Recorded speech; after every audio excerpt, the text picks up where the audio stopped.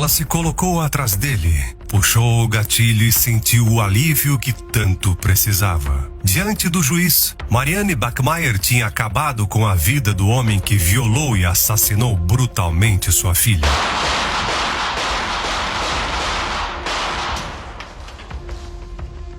A execução que a mulher preparou chocou toda a Alemanha. Enquanto alguns a apoiavam, outros a viam como uma criminosa. Mas para Marianne isso era apenas o ápice de um plano que, mais do que lhe dar tranquilidade, buscava acabar com o homem que tinha acabado com a vida dela.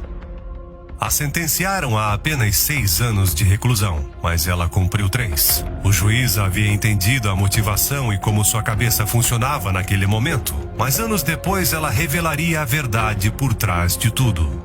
A história de Marianne sempre esteve marcada pela tragédia. Seu relacionamento com seus pais estava longe de ser próximo. Ela mal falava com sua mãe e lutava dia após dia com o estigma de ser a filha de um ex-oficial do exército nazista. Mas seu sofrimento não acabaria aí, já que quando tinha 16 anos ela ficou grávida e sua mãe a obrigou a dar o bebê para a adoção. 2 anos depois, Marianne viveu a mesma coisa, desta vez com um filho que nasceu como fruto de uma violação, uma das muitas que ela sofreu ao longo de toda a sua vida. Não havia luz na existência de Marianne, mas quando ela completou 23 anos, Anna apareceu em sua vida, a filha que ela decidiu criar como mãe solteira, sem se importar com o que isso implicava na época. Anne se tornou a menina dos olhos de Marianne. Tudo o que ela fazia tinha a ver com o bem-estar de sua filha. Nela, a mulher finalmente via uma esperança surgir para poder se afastar de todo o sofrimento que experimentou quando era mais jovem.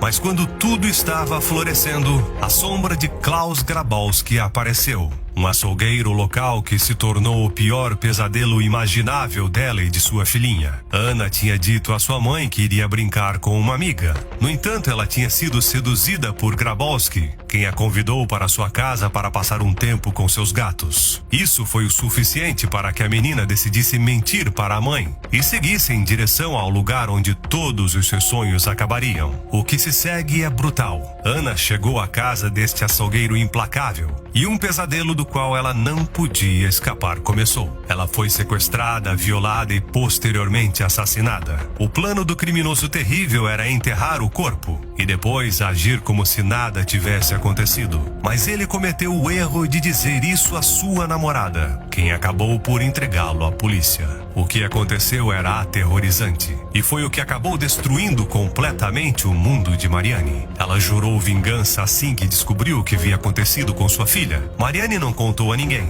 mas em sua cabeça havia uma ideia clara. Ela tinha que ter algum tipo de retribuição por todo o sofrimento que Anna teve que passar antes de deixar este mundo. E foi assim que, sem que ninguém soubesse, ela obteve uma pistola Beretta M1934. Aprendeu a usá-la e se preparou para o grande dia.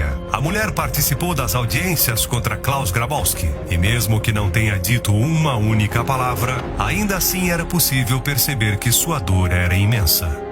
Sua vez de participar chegaria no dia 6 de março de 1981. Tudo estava planejado para que ela testemunhasse contra o homem que assassinou a pequena Anna da forma mais macabra possível. Mas em sua cabeça havia outra ideia, uma muito diferente. Ela chegou um pouco mais tarde no tribunal e os guardas não a revistaram da forma como é feito com todo mundo. Sem saber que em seu casaco ela escondia a arma com a qual estava determinada a se vingar. Quando Marianne entrou na sala de audiência, o criminoso já estava sentado. Ela se aproximou tranquilamente de suas costas e, quando ninguém esperava, sacou a pistola e disparou 8 vezes, embora a última bala não tenha saído. A imagem deixou todos congelados, menos os guardas que chegaram para segurá-la depois de sua vingança. Ela estava em uma espécie de transe, mas pôde dizer algumas palavras. A mulher se sentia feliz porque tinha feito justiça, mas estava frustrada por não ter podido atirar nele de frente para que pudesse ver seu rosto. Seu porco, você matou a minha filha. Queria atirar na sua cara, mas eu atirei pelas costas. Espero que você esteja morto. Marianne decidiu dizer aos investigadores que ela não estava plenamente consciente do que estava fazendo. No entanto, entanto, ninguém acreditava nela, pois muitos questionavam se ela não tinha praticado com a arma antes de usá-la. E foi aí, entre todas as perícias, que pediram para ela escrever algo em um pedaço de papel para analisar em sua escrita. Essa era uma forma de ver se ela estava em algum tipo de transe ou não. O que Mariane escreveu deixou todos surpresos. Eu fiz isso por você, Ana. Junto com 7 corações, um por cada ano que a menina tinha conseguido viver. E também pelo número de balas com as quais ela matou Klaus Grabowski. A sociedade alemã estava completamente dividida. Enquanto alguns a apoiavam e a chamavam de a mãe vingadora, outros a viam como uma criminosa que tinha feito justiça da pior maneira possível. Ela acabaria sendo condenada a cumprir 6 anos de prisão, embora tenha ficado confinada por apenas 3 anos antes de sair. Uma vez fora da prisão, ela emigrou para a Nigéria, onde se casou, mas depois se estabeleceu sozinha na Sicília, para no final voltar à Alemanha até viver seus últimos dias lá. E foi quando voltou para o seu país natal que a mulher deu sua única entrevista. Lá, Mariane confessou algo que foi especulado por anos. Ela estava em um transe no momento em que matou Grabowski? A resposta foi apenas uma, e foi a mais coerente de todas. Ela tinha preparado cuidadosamente o assassinato do homem que tirou seu ser mais precioso, aquele pela qual ela estava disposta a dar a sua vida, e que acabou partindo deste mundo.